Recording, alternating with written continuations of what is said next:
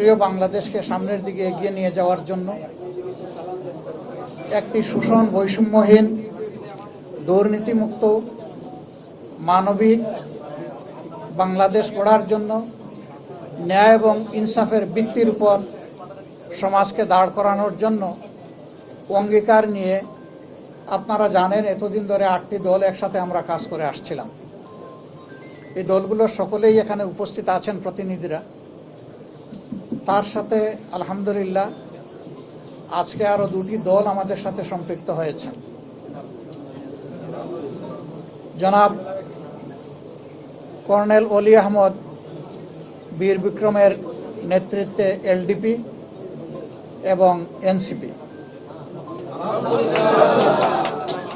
NCP একটু আগে আমাদের সাথে তাদের বৈঠকটা সমাপ্ত হয়েছে।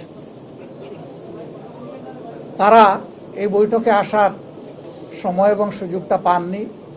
তাছাড়াও দলীয় পরিসরে তারা একটা মিটিং করে আজকে রাত্রেই আমাদেরকে তারা জানিয়েছেন যে তাদের এখানে সম্পৃক্ততার ব্যাপারটা তারা আপনাদেরকে পরিষ্কার জানিয়ে দিবেন ইনশাআল্লাহ।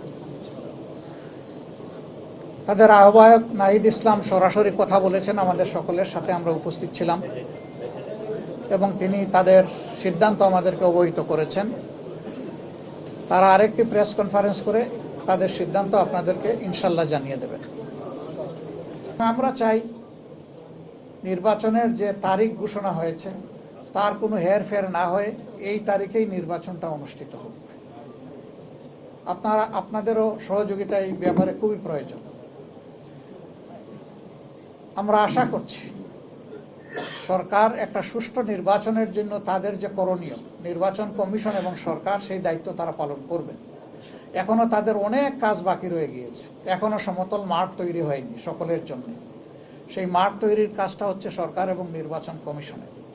তারা যে কোনো ধরনের লোভ লালসা, ভয়ভীতি এবং কারো প্রতি কোনো ধরনের আনুকূল্যের ঊর্ধ্বে উঠে তারা তাদের দায়িত্ব পালন করবেন। সাংবিধানিক নৈতিক দায়িত্ব এটা আমরা এবং জাতি তাদের কাছে প্রত্যাশা করে।